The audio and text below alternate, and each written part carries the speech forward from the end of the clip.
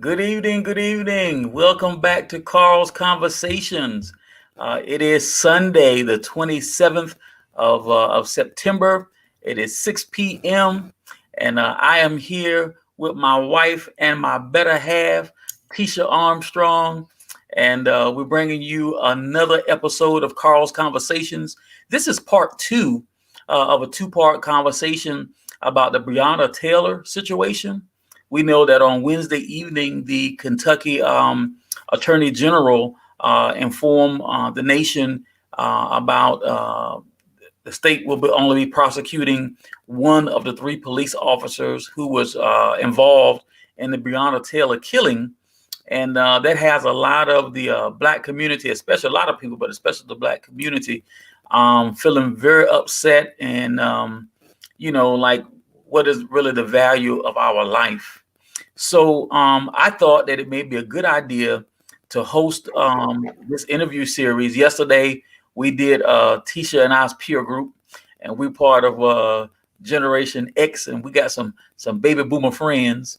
And today we have two millennials with us, and I'm sure that we'll have all kind of folks in the comments as part of the audience. So let me tell you, if you're part of the audience and you want to be involved in this conversation, please comment.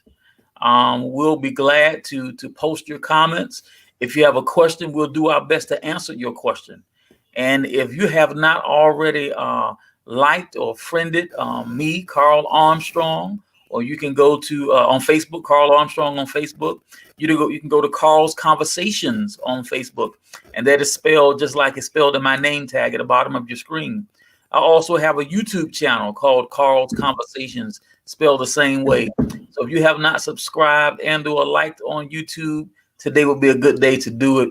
If you have not liked and or followed on Facebook, well, today is also a good day to do that. We try to keep interesting conversations before you. At Carl Conversations, our motto is this is a safe place to have difficult conversations. So we welcome you, our audience, and we also welcome our panel today.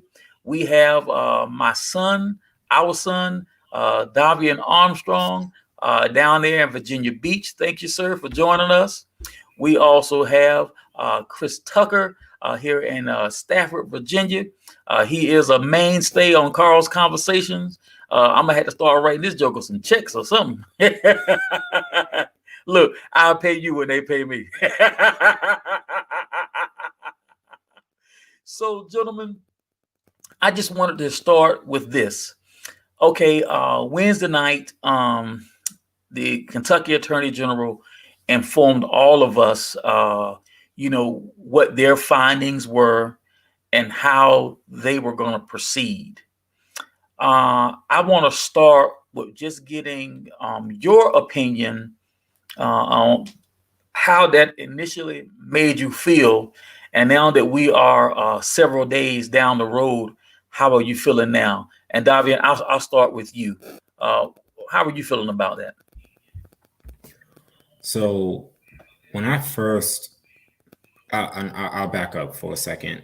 Before the decision came out, the lead up to the decision, I saw reports that a state of emergency was being declared in Kentucky, and also that the police are setting up barricades and setting up all these precautions. And my question was, for what? If justice is being had, which is what we've been fighting for these months and months and months, what we've been campaigning for, what we've been protesting, say her name, what are you taking precautions for? What is the state of emergency for? Where's the emergency? So for me, that already had me extremely cautious and kind of a little bit like, I already know how this is going to go.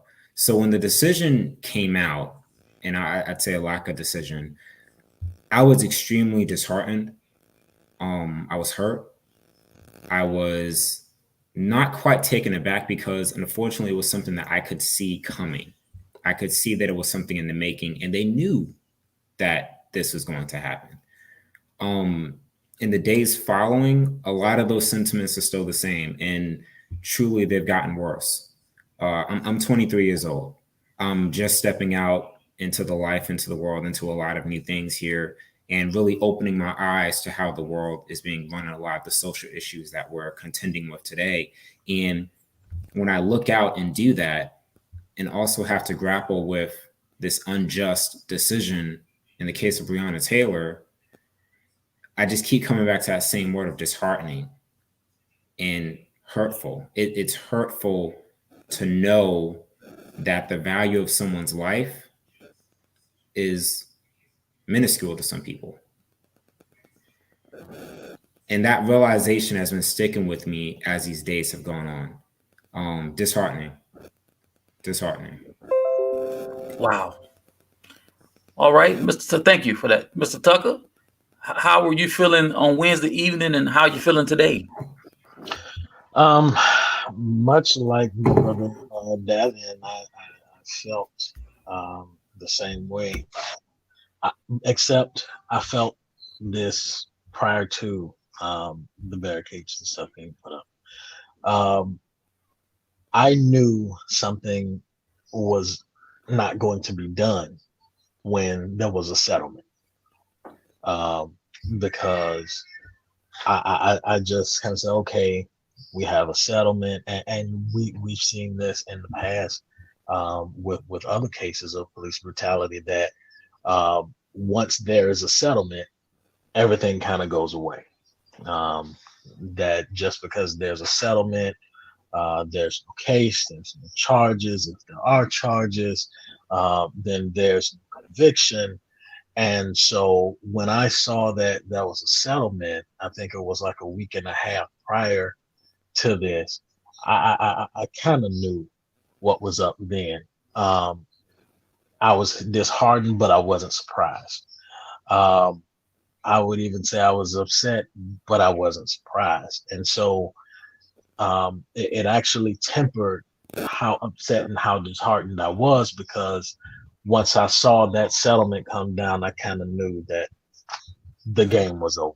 They weren't going anywhere. Then when I did see the barricades and state of emergency alerts and curfew being put in place, it just furthered what I already knew, and that is they weren't going to do anything. Um, so even to the days leading up after that, and now I am even more pressed and even more pushed to keep our fight going, to being a little bit more vocal on every platform that I have, wherever I'm giving space, to let everybody and the world know that, hey, this society does not work for everyone. It only works for a certain group of us, and hopefully somebody listens. All right, I'm gonna ask this as an open question. Either one of y'all can jump on it. How does this make you feel about police reform? Does this change anything for how you feel about police reform? Does it make it stronger? And not just police reform, criminal justice reform. Because when you look at it, wasn't just the police officers who showed up there, but the warrant, which had to be signed by a judge. How does that make you feel about criminal justice reform and police reform? Well, for me, looking at the situation, it seems like it's more important now than ever. And I would say it's more important now than ever because you have to look at the facts of the case. Even after the shooting happened, and we know this with any type of use of force. If I'm a cop and I'm involved in a use of force situation, and after it's all said and done and I'm still there, I'm not involved in the after scenes investigation. However, these cops still were there, going against procedure. Well, they had to be asked, hey, you should not be here. And then leading up into the warrant, they wanted the warrant, but the intended individual they already had in custody. So that's the checks and balance system that's not right. And in that type of job, it's not like working a corporate job or working down the street or working at a store. You're not in charge of anybody's life for the most part, depending on your job. Firefighter, a doctor, police officer, the line of duty that you're in, the responsibility that you have oversight of people's lives. You don't have room for failure. because room for failure, misfiling of report, not getting that information where it needs to go, so they know they already have the individual in question, so this warrant is useless. That leads to what we've had over these past few months. The need for reform is clear and present, and I feel it's been here, and we're getting examples of that. And the issue is, I won't say all people, because we are here speaking and leading the fight, but other people, other individuals don't see it. They don't see the need for change. They make excuses, they make justifications, instead of looking at the system and seeing how that contributed to a cause. I see reform as a necessity at this point, and it has been for a long time. So what about the people who don't believe that you can support police and at the same time still want reform? I mean, how do we combat that? Because you guys know that there's a movement. You either back the blue or you don't. And I think that people like us who do have respect for police officers, and we want the police to be the police when we call them, but we still see the need for reform. How do you deal with those type of people? I'm sorry if I'm jumping in too much, but I want to jump on this one, especially because with that, I think that's the issue of people themselves, and especially in this digital age that we're in. We see it from anything. You cannot be black and white in something. You have to be all for it, or you have to be all against it. There is no middle ground. You can't watch a movie and say, oh, it was a good movie, but there could have been improvements. Because saying that makes it seem like it was a bad movie. You can't say that you don't like this movie, but say, oh, I like that part, because you're supposed to like it totally. So I can't say I support police, but because then my message is skewed. And people don't know how to understand that separation and look at it for what it really is. I don't have to be all for something or all against it. And I can support something, but also see the flaws within it. We have people in our lives that we love with all of our hearts, but there's some traits about them that we might not like. How can we be real about one thing, but when it comes to police reform, when it comes to respecting Black lives, there's no separation. It's either all good or all bad. And I think people need to look into themselves and see that, no, it doesn't have to be like what you see on the internet. It doesn't have to be one thing or the other. You have a choice, and you also have a mind, so you should think and be realistic. Yes, we support cops, but that does not mean that all cops are good. Yes, we support cops, that also does not mean all cops are bad. We can look at the system and judge it for what it is. A failed system that in probably purpose does a lot of good, but it also messes up in a lot of areas. And we've seen that happen with Breonna Taylor. The system failed her. The system failed Kenneth Walker. We have to be real when we look at these things. I appreciate it. Just to let our audience know once again, hey, listen, if you want to comment or ask a question, come on, please join the conversation. We're doing this for you. Chris Tucker, so what do you think about police reform, criminal justice reform, and how do we deal, with that argument? You either back the blue or you don't. I think for anybody who's been following your interviews, they know that I'm one that supports reallocation, or what some people would call defunding the police, because I believe that we have become too cop reliant in certain areas. We expect these men and women who have an extremely hard job to be everything. We expect them to be mental health advocates. We expect them to be substance abuse counselors. We expect them to be just everything.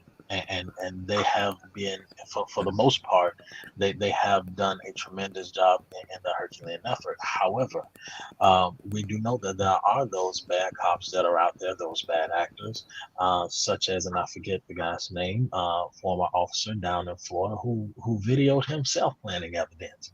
A white officer whose own evidence was his own body cam, planting evidence on white people.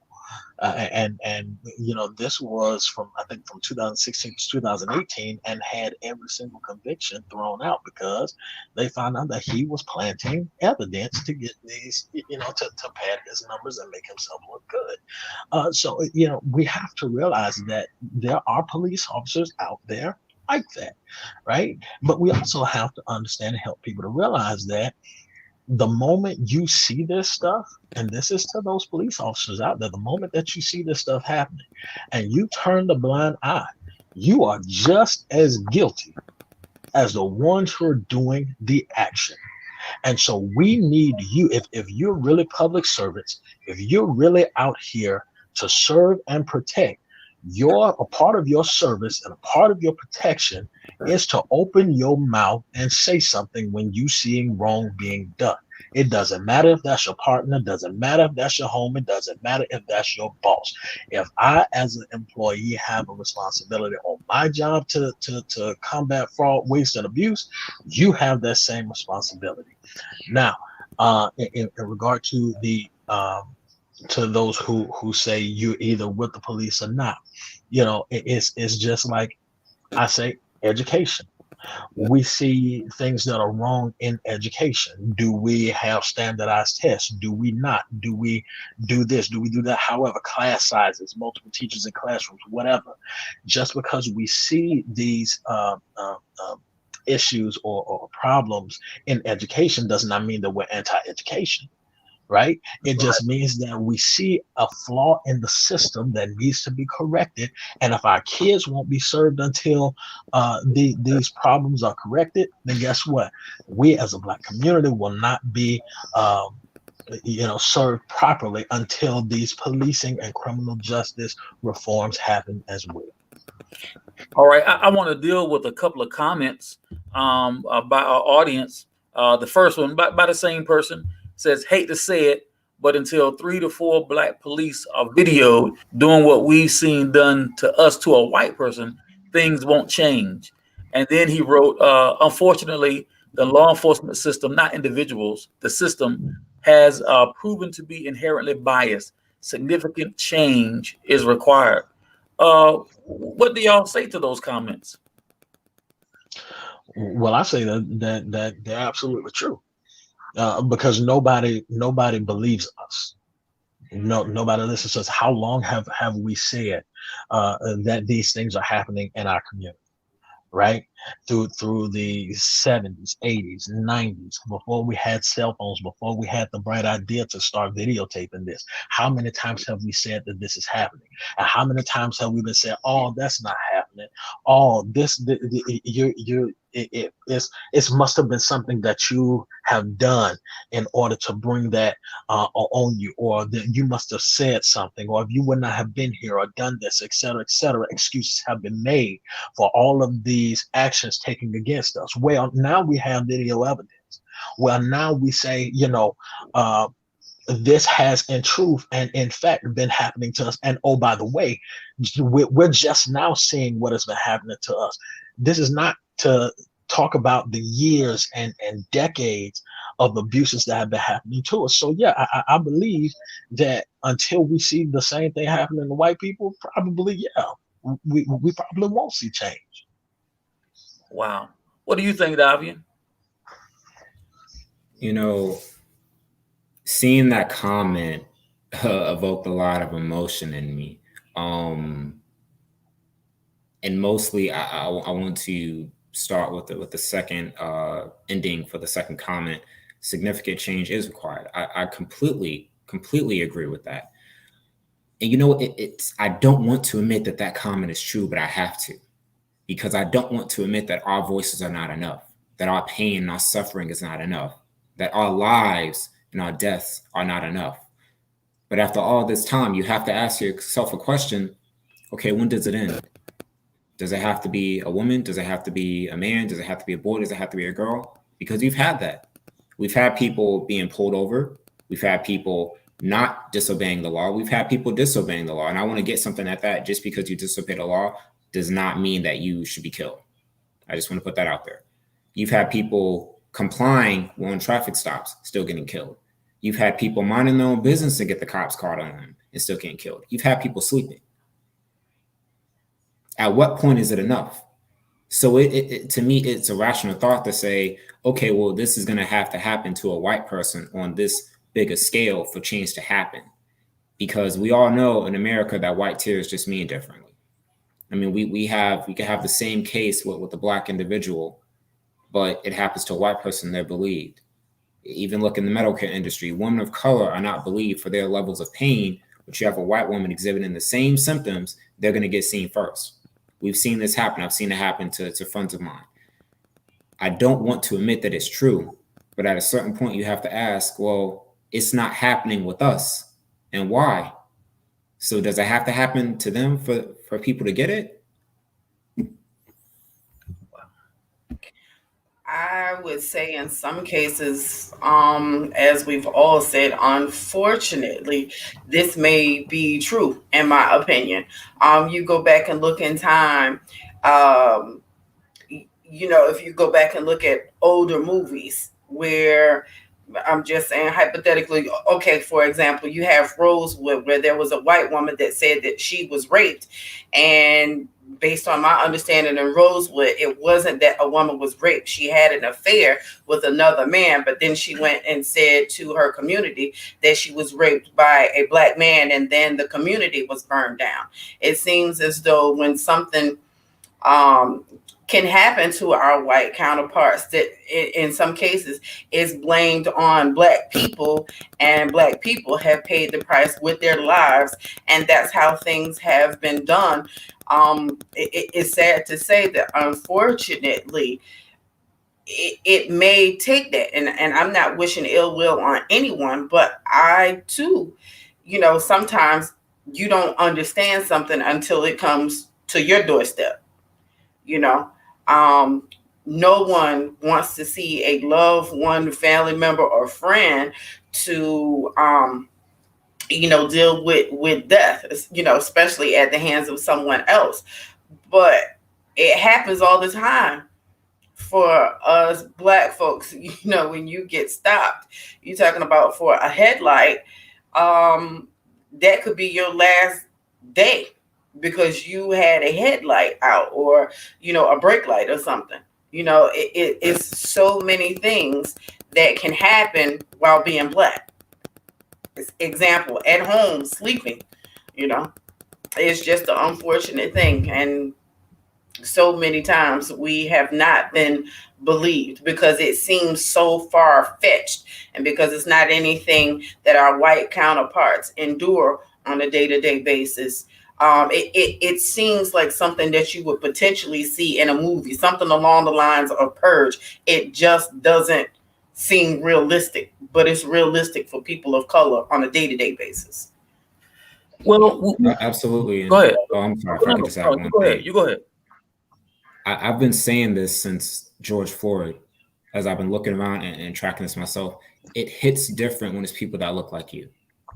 And I think that is a huge, terrible issue for people to need to see it happen to their family members, for people to see it happen to people that look like them, for people to understand it.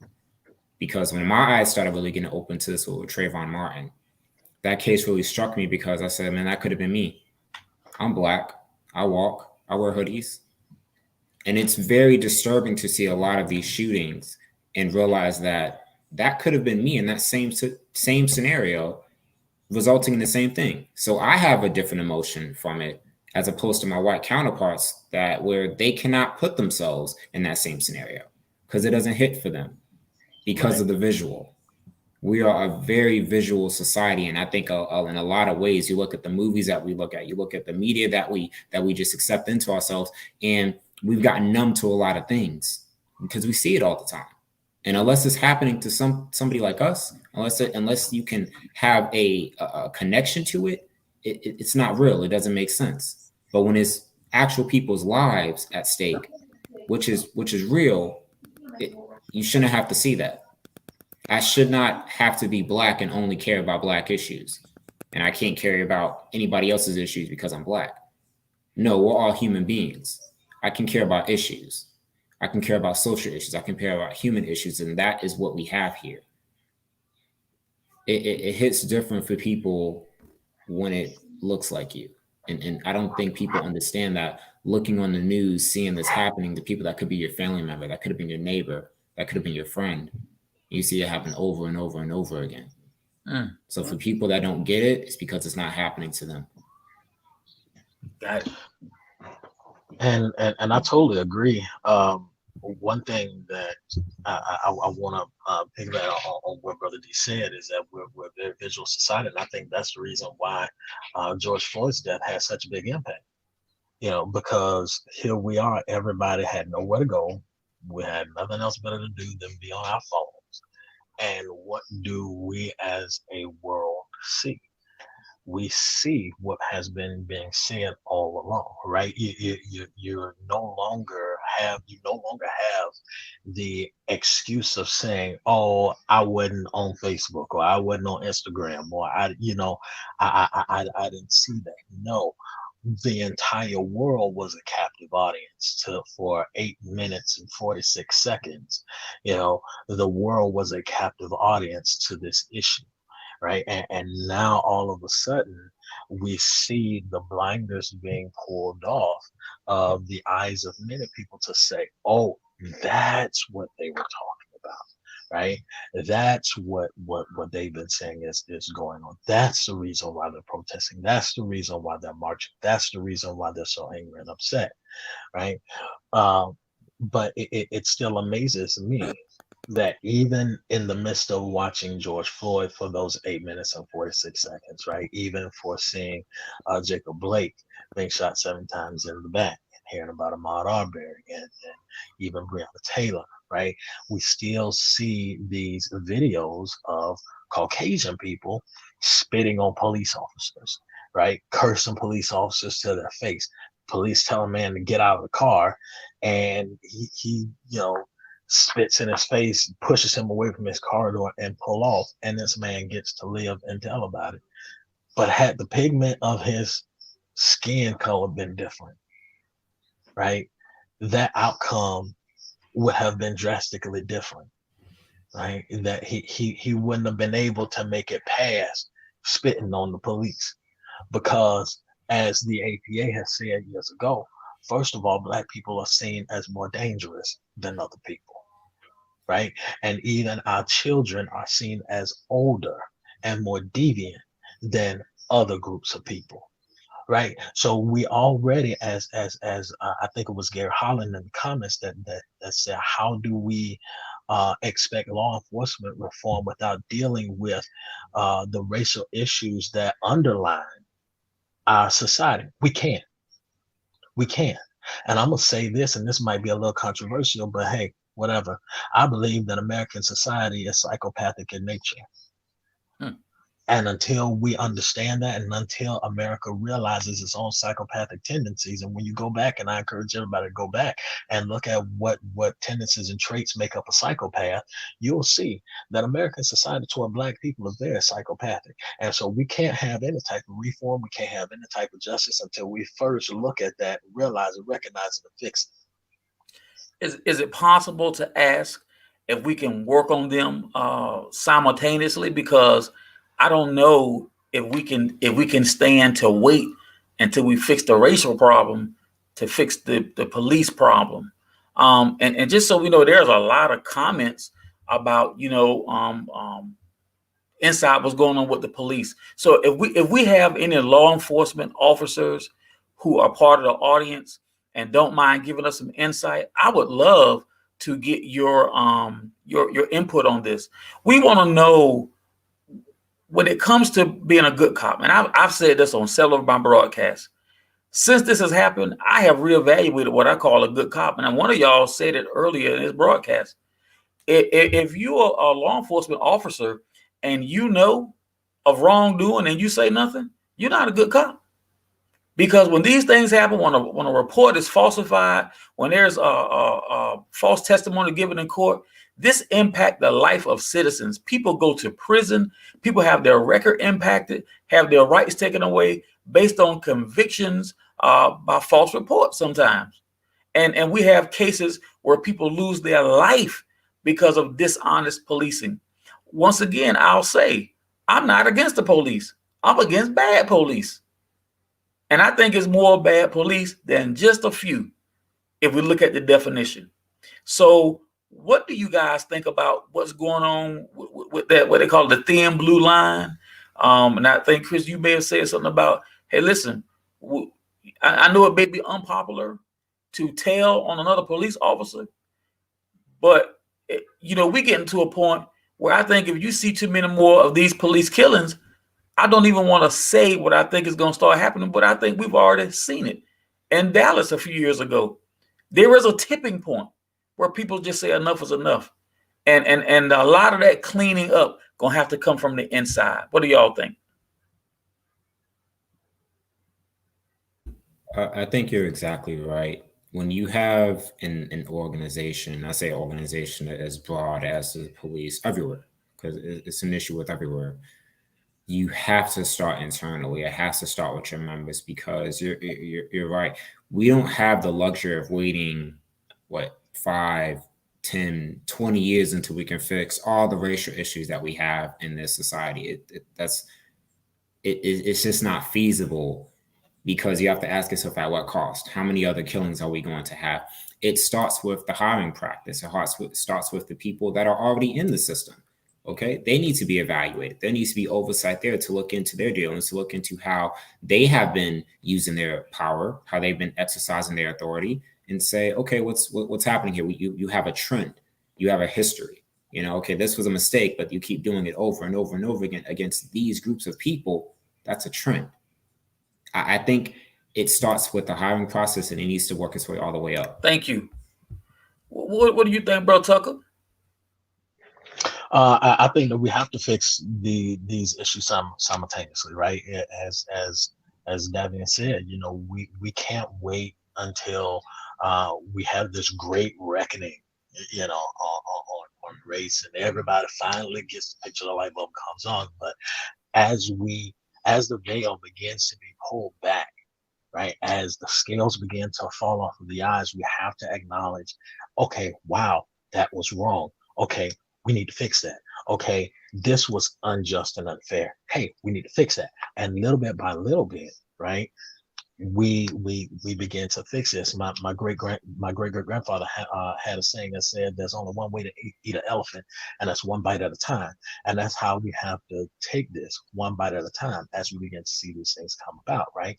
But somebody said in the comments, and yes, guys, I am in the comments. Said the good cops are in jeopardy, right? Because they face bullying and all of this stuff. And I'm just going to be honest, that thin blue line is really the police union, and because they will protect every cop, good or bad, right? They don't want to see a single cop fired, right? And if we can just be honest, that's exactly what happened in Breonna Taylor's case. The police unions endorse Daniel Cameron, right? The police union, the same people, right, who they say, oh, they're going to allow the police union, or they're going to let the police union hire the investigators. Seriously? Yeah, if my boys did something wrong, I'm gonna hire somebody too. And I'm going to let them tell the story. You want to know why? Because I want them to keep their jobs, their livelihoods, their pension, their retirement, all this other stuff, because these are my people. I'm going to protect them at all costs. And it does not matter what that means to y'all out there, right? I'm going to do what protects me and mine. In this case, the police officers that wear that badge. So guess what? That means that we need to be going after these police unions. That's the first step to getting police immunity kicked out of here. Okay, so when we go after the police unions, are we trying to get rid of them, or are we trying to pass laws and policies that regulate how they do business? I think there should be laws in place. This is just my personal opinion. Again, I'm all for good police officers, but I think in situations, how you begin to rectify situations when they occur, when you have the Breonna Taylors, the Freddie Grays, the Tamir Rices, the nameless amount of people of color. When you go and you shoot someone, and given this situation where you shot and killed someone, and it is found to be that you were the person that you, for whatever, you didn't take the necessary steps or whatever, the proper protocols. As Elisa said yesterday, there are certain tactical trainings that you go through to make sure that you're not hitting innocent bystanders and things of that nature. I think this is just my personal opinion. If you go to the point of a police officer, if they have killed someone, if you start taking pensions and that is used towards say for example to the family member of the person that has been killed, if you start taking those necessary steps and you put protocols in place, like Brother Chris said, for the police department, and the police unions, those are different ways and avenues that you can go about to make changes. Because I think in certain cases, when you begin to hit people's pockets, then that's when changes start to take place. That's just my personal opinion. Again, I'm all for cops, but when you have a cop that kind of feels like no one should be above the law, if you're going to ask the citizens that you're supposed to serve and protect, if you can't even adhere to those same guidelines, then I think this is the wrong profession for you to be in. How do you hold me to a standard, but you can't be held to the same standard? If I go and shoot and kill somebody and you say, okay, because I did this, or because the bullets that I shot, they didn't kill you, so a person gets convicted for this, it seems like it's a whole bunch of loopholes and things need to be put in place, for when this happens, this is the protocol that is going to be. It's just, things need to be amended altogether. Again, you shouldn't have the expectation that the police is supposed to be, the mental health or behavioral health person, the person to come get your cat out of the tree. There are life saving measures. If you encounter somebody that has domestic violence, that's something that, or somebody's robbing a bank, but you can't have the expectation that they're supposed to be all and be great at all the things that they do. That's just my personal opinion. Go ahead, David. I know you had something to say. I just wanted to completely agree on a simple fact that I learned when I was very young, and I think everybody else has too. Money makes the world go round, and money is how we change this. If they start seeing that their pockets are affected, if they start seeing that, like you said, okay, maybe they get fired and their pensions go to pay for the settlement, to pay the family, to pay for these charges that are being dealt out, then maybe they'll start changing, because we've seen it time and time again. Once money gets thrown into the way, things start moving. And it's very interesting how that happens. We've seen money used in this case here, a $12 million settlement, no case, not the right charges. Money is the underlying factor in all of this. And I saw it said that, in the comments, just talking about the laws, and looking at the laws, we also have to look at the laws in conjunction with the police, because that's what they use, right? The cops, when any use of force is there, they're thinking about, okay, I'm using use of force to protect myself and to protect others. So that's automatically a mindset of self-defense. And that was the legal justification that was used in this case when looking at those three or four officers in the firing at Breonna Taylor's house.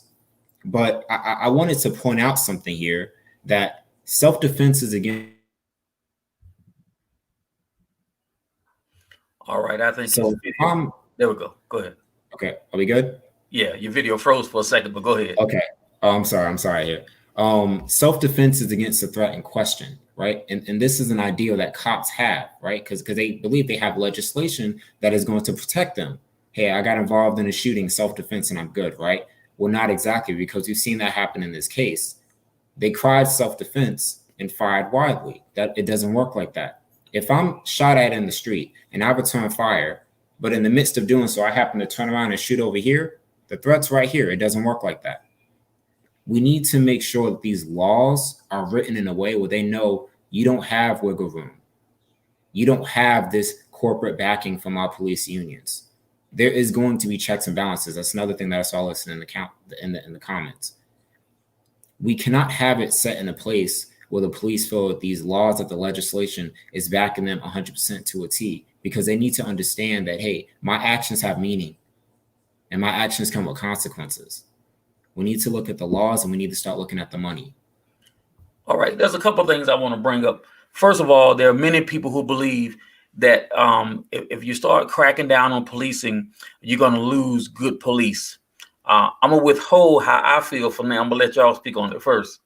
And then I was talking just a few days ago to a person who's had a vast law enforcement experience.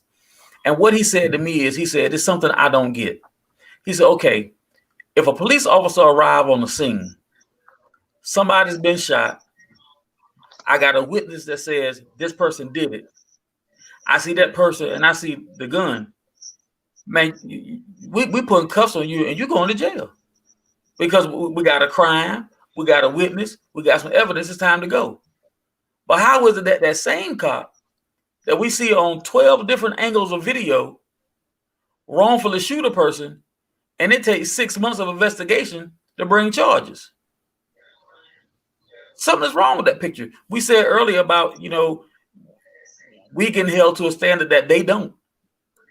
Once again, I realize to the best of my ability how difficult it is to be a police officer. You put your life on the line every day. But still, man, no nation in the world kills their citizens at the rate that Americans do. No nation in the world jails their citizens at the rate that Americans do. Something is wrong.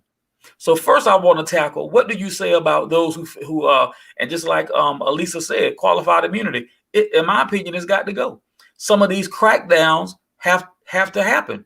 What do you say about, if we do that, we're going to lose good cops? I want to speak to the first part there. If we change the way and make these laws harder for police to get there, we're going to deter people from becoming police. I don't know if everyone knows this, but you don't need a college degree to join law enforcement. You don't need that to become a cop. You don't need to go to school for 4 years in other countries you do, not here. You can, right out of high school, it's 6 months at the police academy, 3 months with the training officer, and in 9 months, you're out. You're what, a fresh high school graduate 9 months later, holding people's lives in your hands. If we're worried that increased restrictions and making the hoops a little bit harder for people to jump through, if that is going to deter more people from becoming cops, I'd say maybe that's a good thing, because not anybody should be a cop. That's too young for anybody to have that type of responsibility, and to be that young and to not have your own mature mind about you, and then to take on the racist, let's call it what it is, the racist ways of your superiors, which you don't feel like you're in the position to stand up to them. So next thing you know, you just end up becoming them. It's wrong. If that is the reason why people don't want these laws, because they don't want it to be easier for people to become a cop, this job should not be easy. It should not be easy for you to step into this. It should not be easy for you to be given that weapon. I agree. What you got to say about that, Mr. Tucker? I don't know if I agree necessarily with being too young, because I look at this from, hey, I was in the military. I was in the military at 18, right? And one of the first things they issued you at boot camp was a gun, So I'm kind of conflicted there, right? But at the same time, I look at this and say, okay, in the military, we are trained on rules of engagement and escalation of force. And if we can get that in our brain housing group, as us military folks will say, if we can get that in our brain housing group, that we can do, that there are certain things that we can and cannot do, then why is it so hard for the police who are right here on the streets? And by the way, can I just say that many of our police officers are former military, right? So if we can have, if and I'm hoping that my military brothers and sisters who are wearing these police officer uniforms, right, are taking their training and carrying it over, right? so that they can say, okay, this is not the way to handle this. This is not the right escalation of force, right? This is not the right rules of engagement. Hopefully, and I'm hoping and I'm praying that these guys with experience, both on the police force and in the military, would come around and say, "Hey, man, that's not the way to do things," right?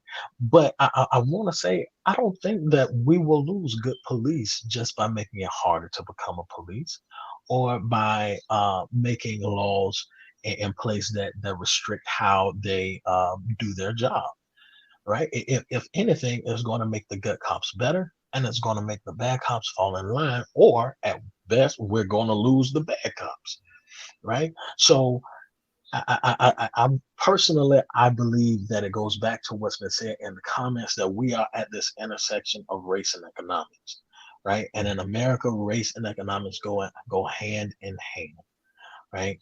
So, I actually can I take a moment to address this comment Sure. that's up on the screen now? Yes, sure. Because Miss Morgan says Breonna Taylor chose to have a drug dealer for a boyfriend. Yeah, and she also chose to terminate her relationship with that boyfriend too. So what are we murdering her for? Are we murdering her because when she realized that her boyfriend was a drug dealer, when she chose to not want to be a part of their lifestyle no more, now all of a sudden she deserves to have her life taken away from her? So one point of understanding for the audience. So the boyfriend we're talking about is the ex-boyfriend who the warrant was being served for, not the current boyfriend who was there, correct? Correct. The current boyfriend was not a drug dealer. The current boyfriend had nothing to do with the drug game. Her ex-boyfriend was, and when we go back and look, she had not been in a relationship with that individual for months. So what point is that to say that she should have been shot and killed because of a past relationship with an ex-boyfriend? Come on now, we have to I want to more address something. critically than that. I'm gonna say something and then for you, baby. Miss Becky Morgan, I don't want you to think we're jumping on you. I'm glad that you shared your comments, because we need to see how people think who don't think like us. So many times when Black people are killed in law enforcement actions, there is always brought up some type of crime. I want to say to you, Miss Morgan, Breonna Taylor lost her life. Her ex-boyfriend was a drug dealer. None of us know what her involvement was, but we do know that her relationship with him was over. I can tell you that I've had people in my life who made very poor choices that could have got me caught up. But when I realized what they were doing, I got myself away. Either way, even if she was still with that boyfriend, Miss Morgan, she didn't deserve to die. Even though Mr. George Foreman had problems with law enforcement, he didn't deserve to die, Miss Morgan. And so many times we feel devalued when things like that happen. So what? Her ex-boyfriend was a drug dealer. I'm sure there's somebody in your life, whether it was an ex-boyfriend, one of your children, one of your uncles, aunts, cousins, one of your former friends. They probably into all kind of stuff that you either know or don't know about. But to excuse her death because of her former boyfriend, ma'am, that is insensitive, and that is part of the problem. Go ahead, y'all. Okay, so what I would like to add to that is, although her ex-boyfriend may have been someone, let's take into account also that she was a young lady that was an EMT, which means she worked very closely with the police department. She was a frontline worker. Again, it still does not excuse the fact or pardon that her life was taken and snuffed out. Let's call a spade a spade. No one deserves to die while they're sleeping in the privacy of their own home. No one deserves to die because they decide that they want to take a jog in their neighborhood. No one should be threatened with their lives. Of course, I think all kids have played cops and robbers, but just because you have a toy gun, I think everyone, be it baby boomer, generation X, Y, Z, millennials, I think everyone has played with a gun. That does not mean that someone can take your life because you're playing with a gun. And it seems as though it happens so many times because we are people of color and we are considered to be disposable. Oh, it's just another black person. We have to get to the point that we can say America has taken needs to take responsibility. You know, so many other people, and I'm just going to go off and then come right back. So many other people. If you're Irish, it's okay for you to be proud of your Irish history. You know, if you're Mexican, you can be proud of your Mexican history. If you're Polish, you're allowed to be proud of your Polish history. But when it comes to black folk, one, we were brought over here from ships, so we may not even know where we have come from. But when we get to the point that we say that our life matters, a black life, not from a political standpoint, the fact that I, as an individual, as a human being, my life matters. His life matters. My son's life matters. My brother that I go to church with, his life matters. To say that is a political standpoint, I don't know what is wrong with America, because it is simply saying that my life matters. I am valuable. I am worth fighting for, and laws need to be changed so that anybody, Miss Morgan, your life is valuable. But if we're riding in the car together, do you deserve to die because we're riding in the car together going to Kroger's or Food Lion? No. But guess what happens so many times? Because there is a white person with a black person driving down the street. I think it's then when a white person really realizes what a black person goes through. We need to have an understanding. We need to do better as a United States, because right now we're not doing too hot. When you learn better, you do better. And I know that America knows better. So it is time for a change to come. I know that man has sung that song, "A Change Gonna Come." Well, we need to see the change, and we need to see the change now. Because I don't think America can handle too many more shootings, a hashtag of a brown person, a person of color, period, across the board. Enough is enough. And it shouldn't take somebody white to lose their life for white counterparts to then understand enough is enough. We need to get laws set in place so there is equal rights for everyone, period, across the board. All right, before we move on, Davian, I want to give you a chance to respond to Miss Morgan's comments. I think we all did except you. I want to give you a chance to do that. I wanted to mirror your initial sentiment to her, and I wanted to thank her personally. I'm glad that she commented what she commented. And the reason I'm glad is because we needed to see it, and you too have a voice that needs to be heard. However, and I think you've seen from the fellow panelists voicing their thoughts, and also from the individuals in the chat, one thing that I'm tired of seeing as a black man in this country is justifications for why we deserve to get killed. We're not supposed to be walking in certain areas. If we weren't walking in certain areas, we wouldn't have gotten shot. If we weren't doing drugs, we wouldn't have gotten shot. Other people do drugs too. Other people walk. Talk, brother. If we weren't working at that job, if we weren't living in that bad neighborhood, we wouldn't have gotten shot. Other people live in bad neighborhoods too. Doesn't mean you deserve to get shot. If we weren't driving while black is a thing, just like walking while black is a thing. If we didn't have a licensed gun in the car that we were legally required and we told the officer about, we wouldn't have gotten shot. If we weren't at a drugstore, we wouldn't have gotten shot. If we weren't sleeping, we wouldn't have gotten shot. And now we've gotten to the point where if we weren't associated with somebody that had a past, we wouldn't have gotten shot. I'm sure that you know, and several other people in your life know, people that had a past, a criminal past at that. Is that justification for why you should get shot? Because when I look at all these justifications, if you weren't doing this, if you weren't doing that, if you weren't doing this, I have to ask the question, well, how do you want me to live?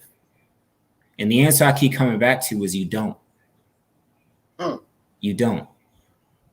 Or they want you to live by what their standards are. Exactly. There's a justification for every reason. That's the first thing we see. Black person got shot, justification. Well, they did this in their past. They did this in their past. And I want to also spin it to another issue with the individual Kyle. And I'm not even going to glorify his name by saying his full name, but we know which Kyle I'm talking about.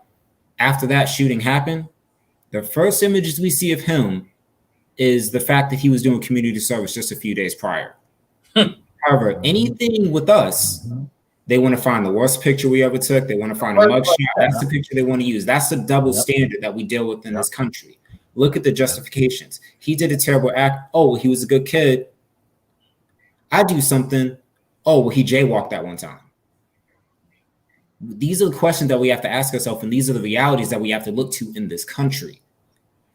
We need to stop justifying why we deserve to get killed. We don't. And I want to say something else. For the Black individuals that are breaking the law, that are trying to kill other people and physically trying to kill the police, for people that are not living right, if you are doing something to endanger somebody else's life or a cop's life as they're trying to apprehend you, that's a different story. But for the Black people that are not, there's no justification. We need to, as a society, stop looking at these shootings and immediately look for justifications for why they happened, for why this person did something in the past to justify why they got shot. That doesn't make any sense. It doesn't make any sense.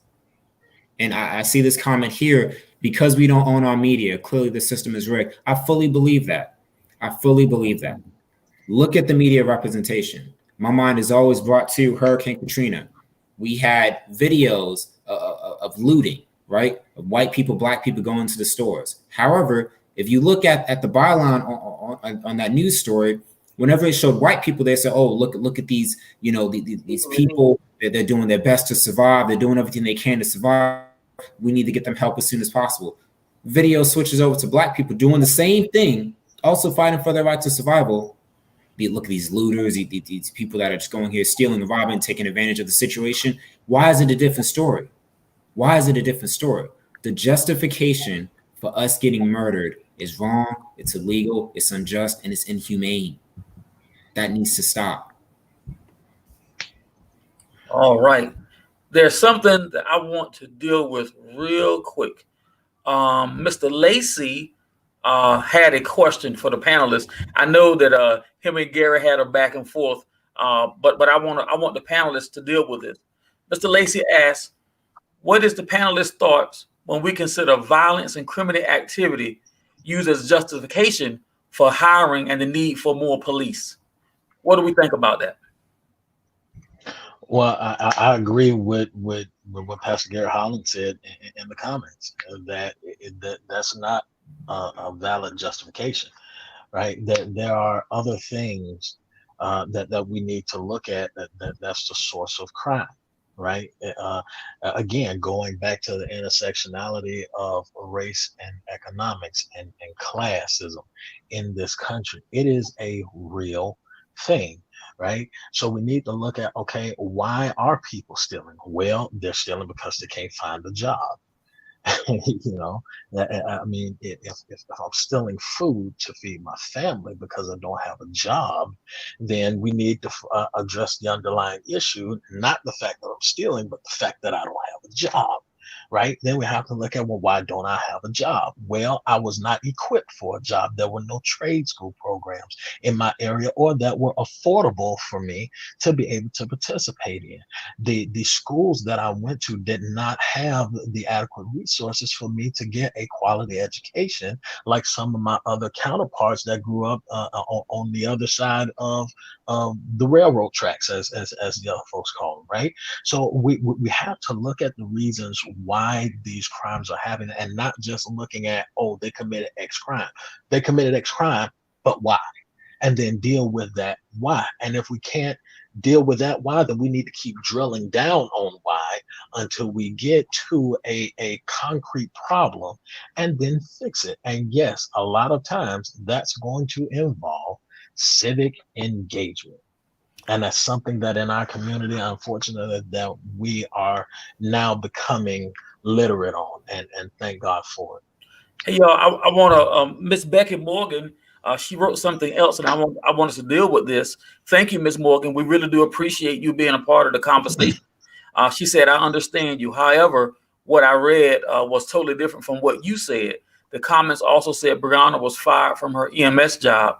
I think I'll start reading Facebook articles. I agree. We're all God's children and deserve a good life.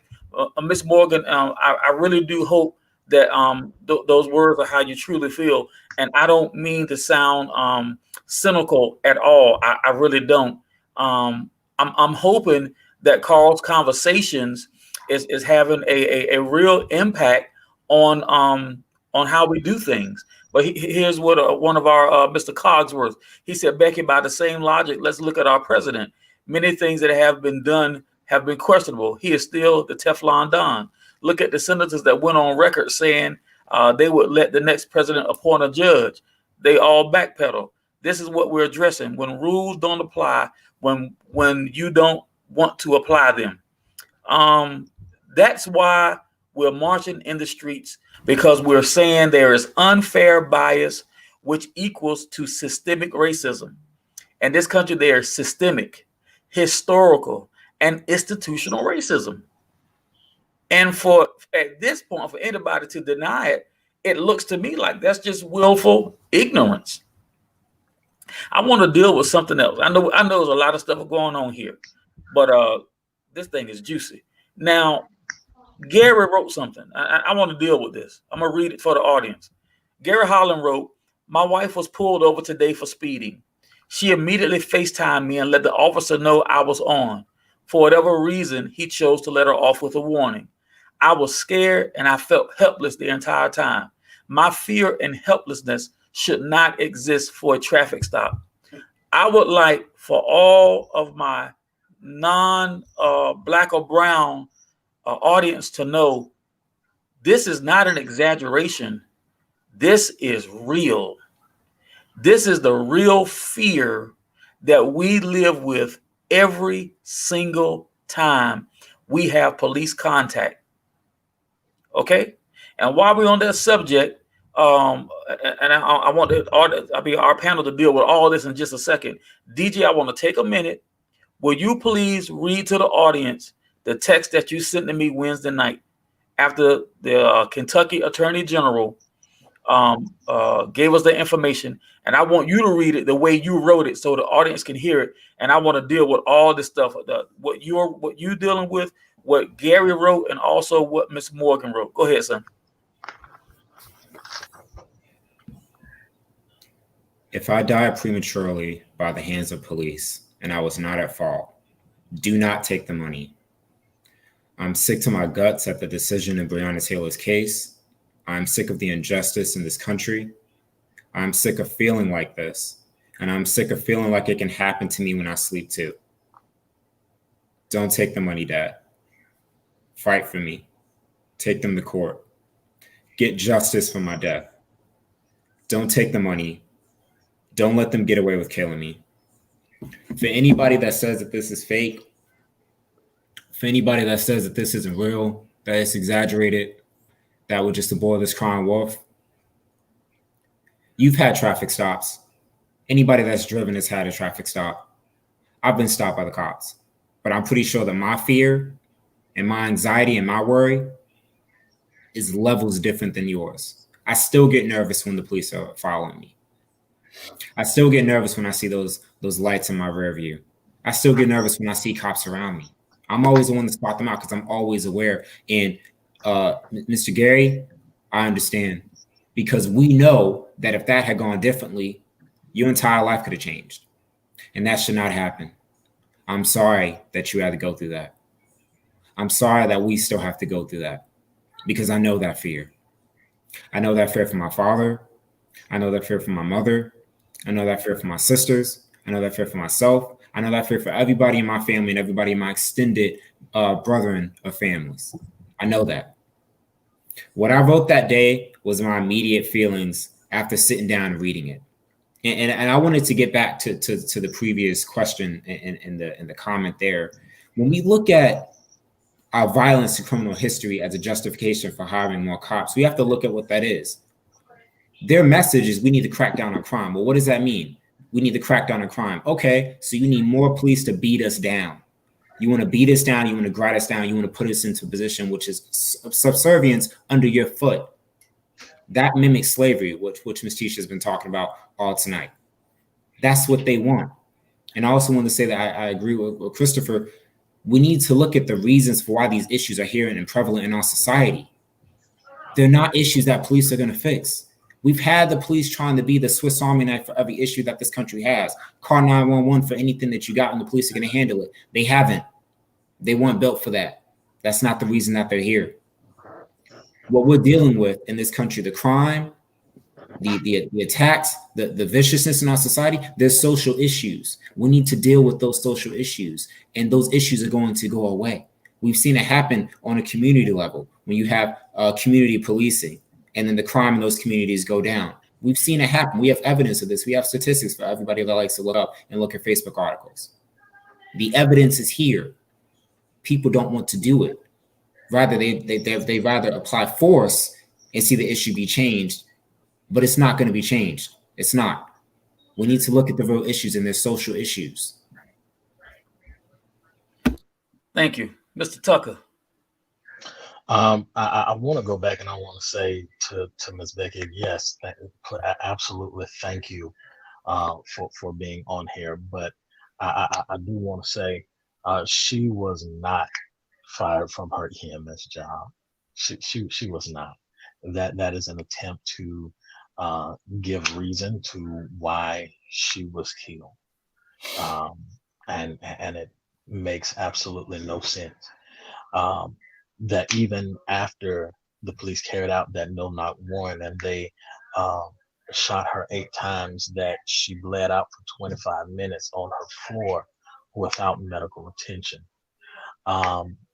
And that is the reason why I agree with Davian. I hope that my mother would not take the money too. I hope that my family would not take the money, not settle, right? Because they know me. They know what I would do. They know what I would not do. Do not take the money. Same thing. The police officer. I was riding down. I think it was Garrisonville Road, just Saturday, and the police officer rode right beside me. And when I tell you, I had goosebumps. Because my entire prayer was, Lord, please do not let this man look over here and see me. That was my entire, and I don't know where he was going, what he was doing, but that was my thought process the entire time. Lord, please do not let this man look over here and see me. I have a seatbelt on. I made sure that, I even went so far as to take my phone down off the little cell phone holder that I have on the vent, because I didn't want him to think that I was on my phone. Why should that be something that I have to think about? And other people don't have to think about it. Other people can ride around with their cell phone on the little holder. But why should I have to think, well, let me take mine down when I get to the light, so he won't think that, and very, very inconspicuously, by the way, so he won't think I'm trying to use my phone while I'm driving. Why? That is a problem. That is a problem. And I'm going to add to that.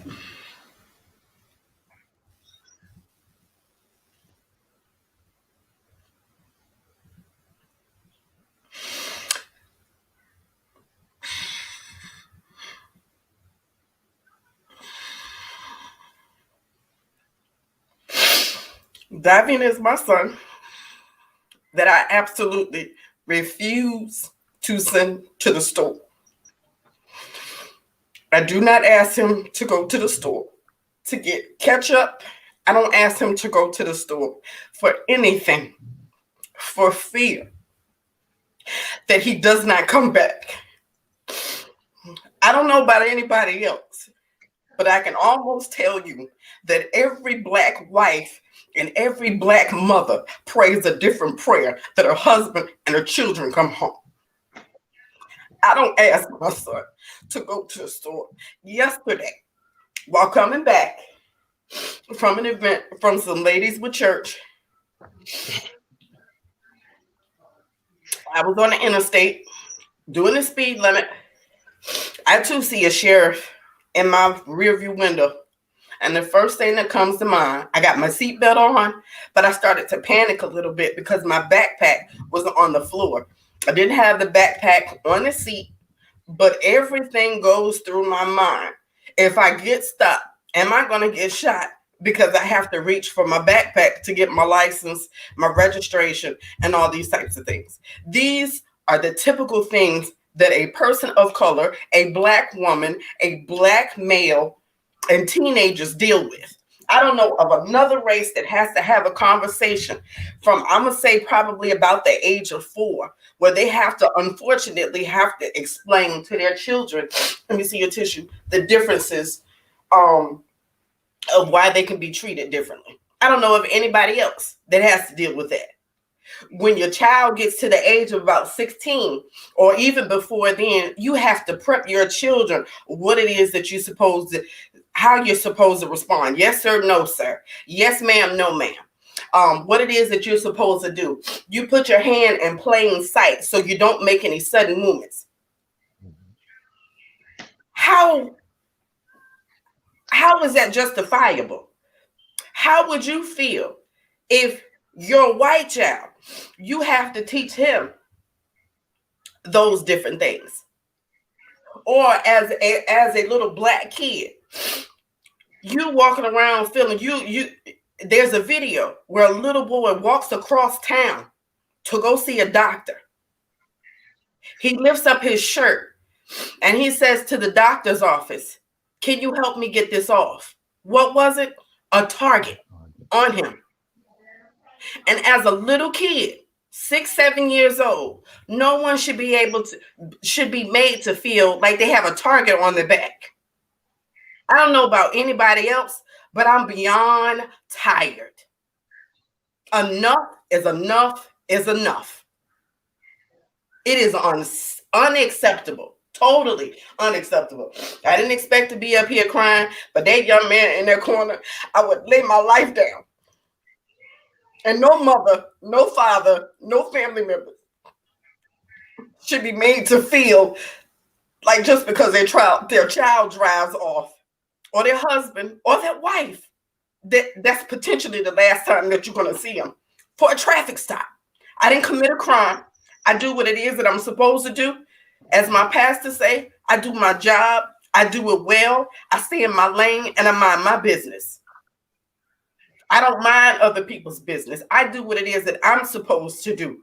But why should I be made to feel like I have to pray a special type of prayer because I got a Black husband and a Black son and some Black children because I want them to come home at night? Let me add something. When she was saying that, we teach our children to say, yes, sir, yes, ma'am, no, sir, no, ma'am, don't make any sudden movement with the police. That's not so that they'll be polite to the police.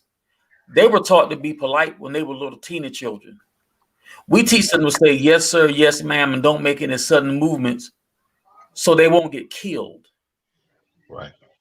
And I'm going to take a moment of uncomfortable silence to let that sink in. It is a survival skill for us.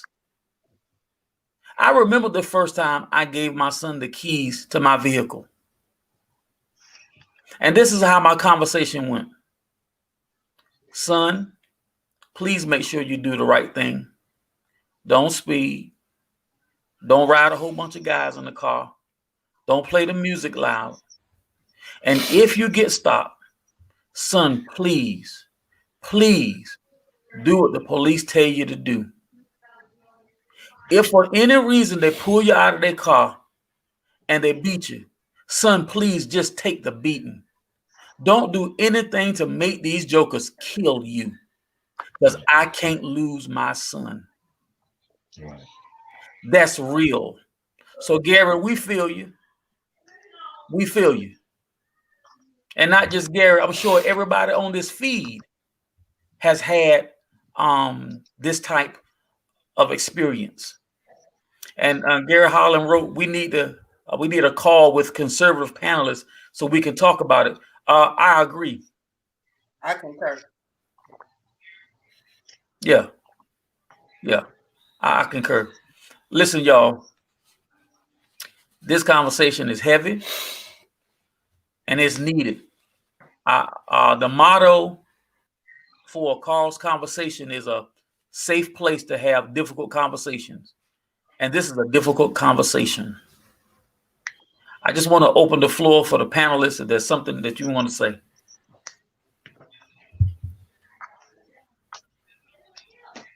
Not really much that you really can say. Go ahead, y'all. Go ahead.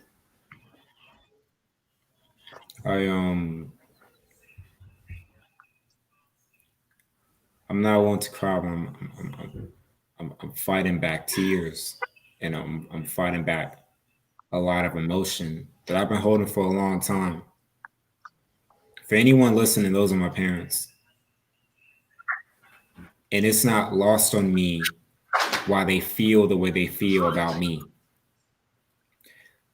It wasn't lost on me when my father gave me his keys. It wasn't lost on me when she explained why she doesn't send me to the store.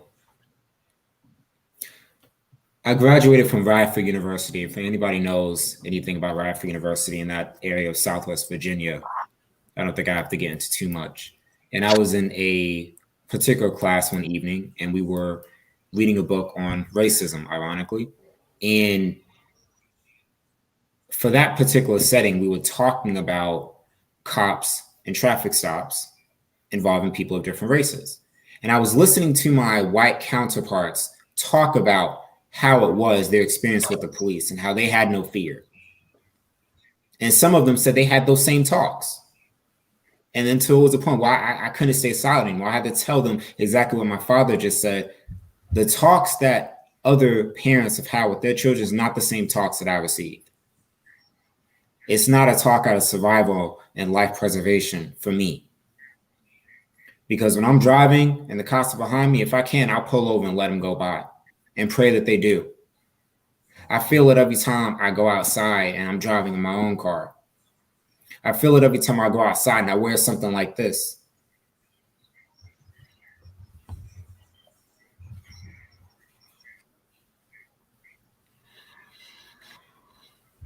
For people that can hear this, that can see this, that can listen, that can read, that can look, and they still don't get it, my question to you is, how many more of us have to die? Does it have to be me?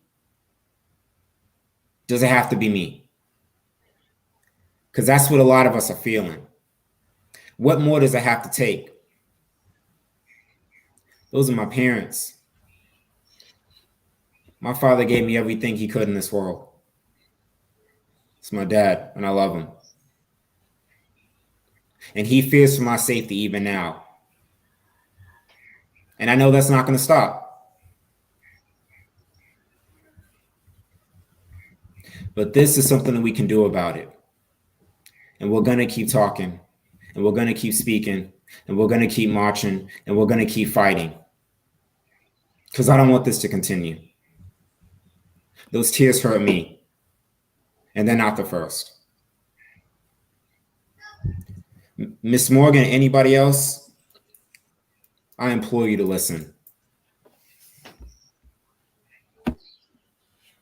Thank you. Mr. Tucker.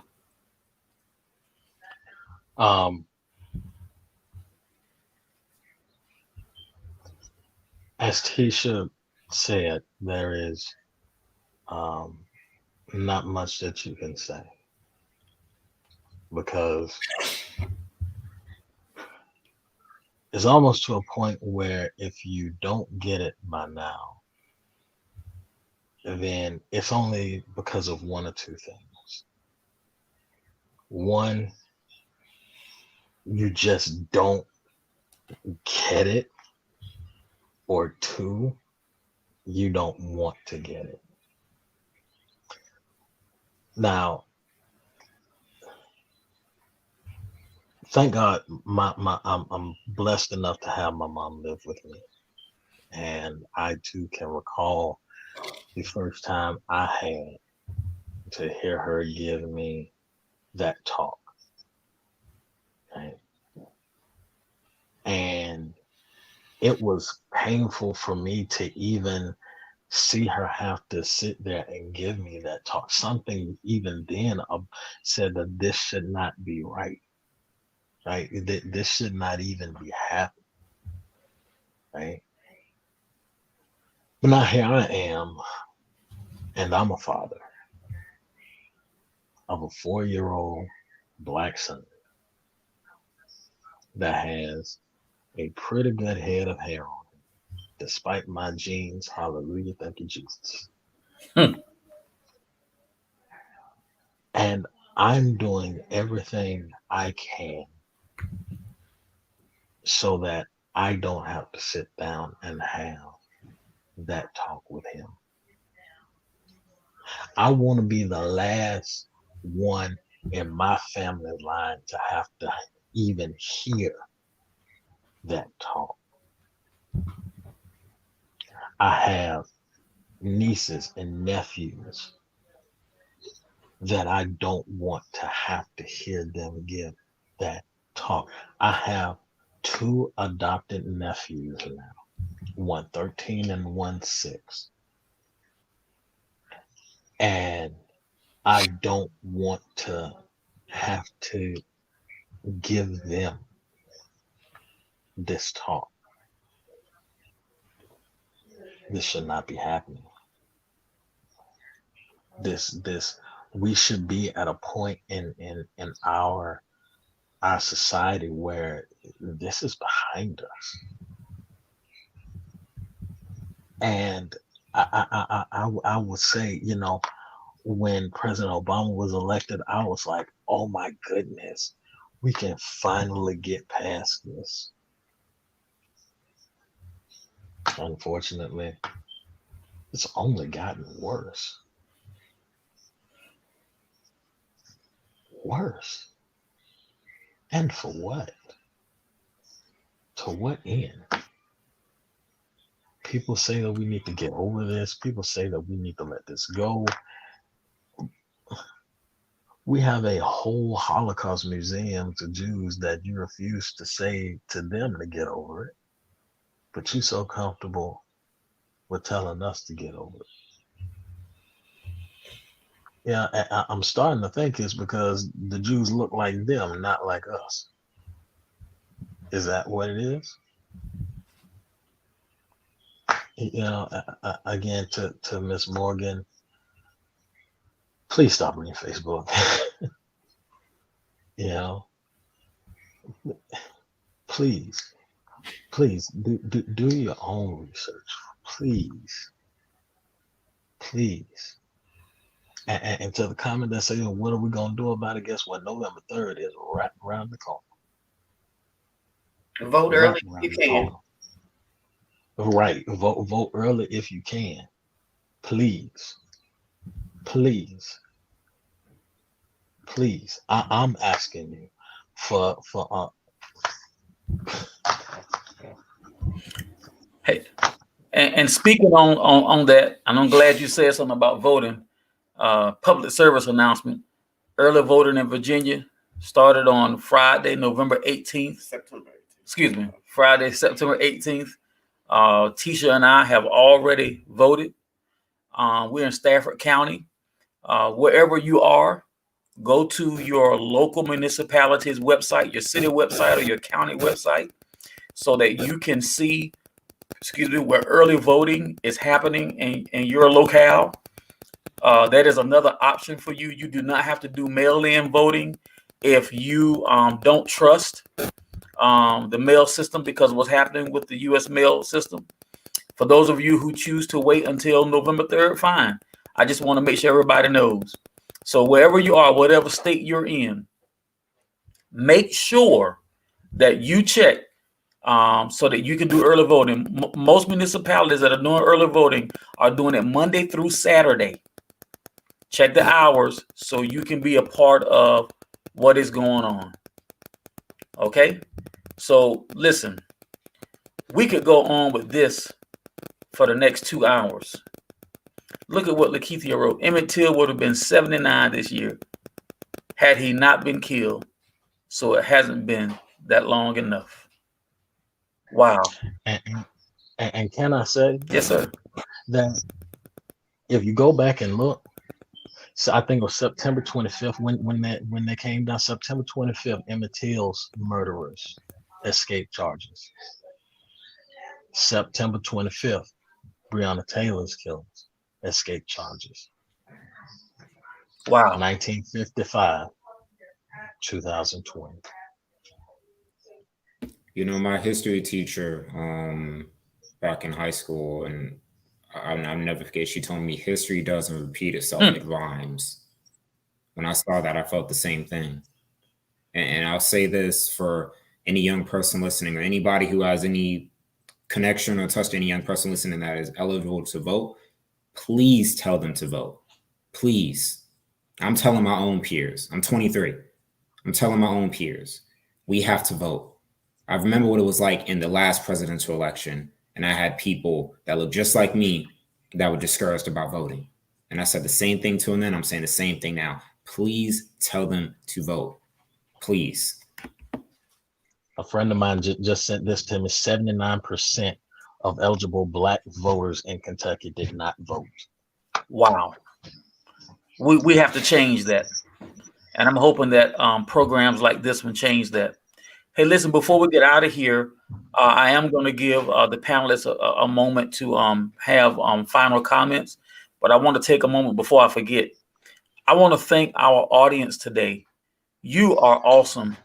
I couldn't even get all the comments onto the screen. Normally, I try to do that.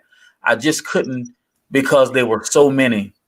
But I want to give special thanks to Elisa Middleton. Thank you for your input tonight. I want to give special thanks to Mr. Ideli Rollocks. Thank you for your input tonight. I want to give special thanks to Mr. Gary Holland. Thank you for your input tonight. I want to give special thanks to Bishop Leonard Lacey. If you haven't been reading the comments, you ought to know by now, Bishop Lacey, Pastor Holland, and myself, we already roped in to form a panel like this, but we want to put conservatives up here because they think a little differently about these issues. And like I said, Carlsconversations is billed as a safe place to have difficult conversations. And we really want to have conversations with our brothers and sisters who are on the opposite side of thought when it comes to criminal justice reform, when it comes to the current civil rights and human rights movement. And I do realize people have some people have a problem when you say the Black Lives Matter movement. And so I'm at the point now, I don't even want to argue anymore about what we call it. I'm going to say, call it whatever you want to call it. But if you recognize that there's a problem, come on and join us so we can fix it. And if you're not going to help us fix it, please stay out of our way because we're not going to stop. We're not going to give up. We're going to be on this until we get the change that we want. And for the politicians that don't see it our way, if we can't change your minds, I guarantee you we'll change your seats. So before we close out the show, I want to give our panelists a time to give final remarks. And we'll start with Davian. You first, sir. I've been thinking about something for a while now, and it's just a question I would like to pose to the audience. Who does all of this benefit? These killings, who are they benefiting? They're not benefiting us. They're not benefiting the city. They just had to shell out $12 million in a settlement. And with the protests, that's further arrest on the system. That's further backlash against them. That's us coming back fighting for their seats. Is it benefiting racists? Because they have further backlash coming. And for all the racists here, I'd say there's a reckoning happening. I'm going to leave it at that. But who was all this anarchy and chaos benefiting? We know that the system is flawed. We know that it is corrupt. We know that there's systematic racism ingrained in it, and we're not doing anything about it. Why? Because it's not benefiting anybody on any side of the aisle. Independent, Democrat, Republican, Libertarian, it doesn't matter who you are. It's not benefiting anybody.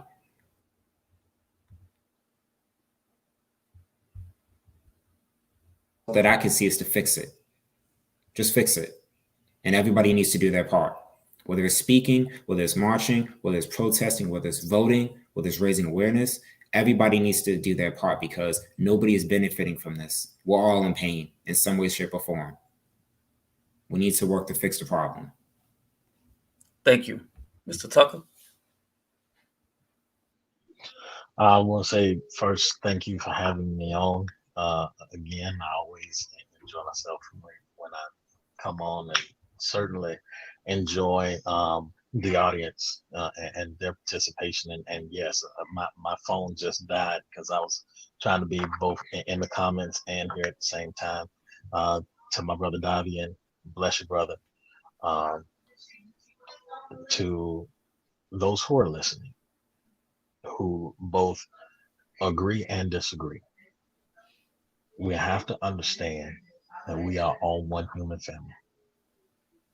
And as such, when I see something happening to my brother, to my sister, that is unfair and unjust, it is a requirement on me to say something, to do something. I'm going to tell on myself. I preached a message this morning in which I couldn't help myself but to address our society, or a portion of our society, and how self-appeasing, self-grandizing, self-serving we are and have become. We turn a blind eye to the hurt and pain of others. And even at that intersection of race and class, we tend to look down our nose at those who are less fortunate than us. It's time out for that. It is severely time out for that. We are all tied together in this fight. All tied together in this fight. If you're succeeding and I'm sinking, then guess what? You're sinking too. But if we're both floating together, then we'll both make it to the shore safely, because we both put forth effort. And that's what's needed now. We both need to put forth the effort. White, black, rich, poor, Democrat, Republican, whatever. We all need to work toward the same goal of equal protection under the law. Not just when it's convenient, not just when somebody does not have a criminal background. Equal protection under the law for all citizens in this country. Period. And I look forward to dialoguing with anybody. Y'all see me down there in the comments. Please send me a message.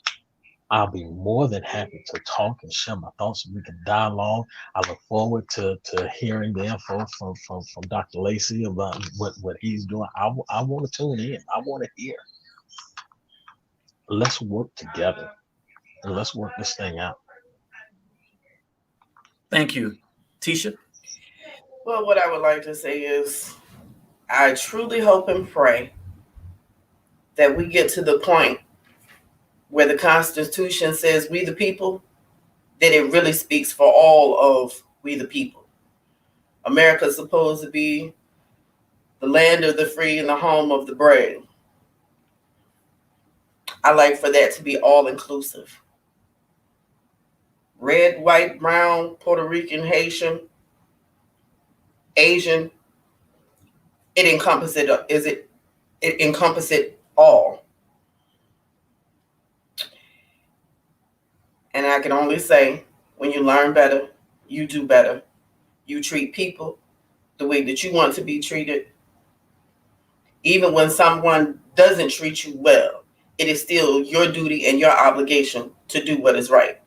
When you see something, say something. Thank you. I'm going to share something I didn't think I was going to share publicly, but I feel led to do it. Last year, God showed me a vision. I was at the ocean front in a hotel on the balcony looking over the ocean, maybe 20, 25 floors up. And I was trying to understand the vision as I was getting, because I did realize that it was a vision. I could see people playing on the seashore, few people in the water swimming, but way out on the deep, I saw what I first perceived was a brewing storm. But then I realized that what I was seeing was the presence of God. When I recognized that it was the presence of God, I heard a voice say, "You can stay on the shoreline if you want to. You'll have some fun there. Look at them. They're having fun. And you know what? They'll make it to heaven too. But for you to experience me like you want to experience me, you're going to come out here to the deep, because I'm not coming back to the shore to get you. Come to me." I immediately understood that that meant that I had to use my faith to get from where I was perched up to get into the water to make it out. It never entered my mind, I could get a boat and get out there. I knew that I had to swim, but I'm from the beach area, so I understand how currents work. And you can be the best swimmer in the world. You get in one of those currents, you're in trouble.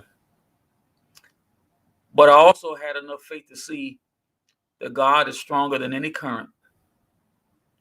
And for me to experience him like I needed to experience him, I had to, live in my faith, explore my faith, use my faith to get out into the deep. Tonight, like no other time in the recent past, I can understand the vision. For those of us who are in this fight for equality, for in this fight for our humanity, for basic human rights, and for our civil rights not to be violated, and for our lives to have more value than a common dog. We're out here in the deep. Thank you, Pastor Holland. Thank you, Bishop Lacey. Thank you, Alyssa Middleton. Thank you, Chris Tucker. Thank you, Davian Armstrong. Thank you, Adeli Rollocks. Thank you for all those who have been guests on this platform. Thank you for all those names that I can't call, who are doing things like this tonight, who are doing research to try to help us in the various ways that we fight the good fight.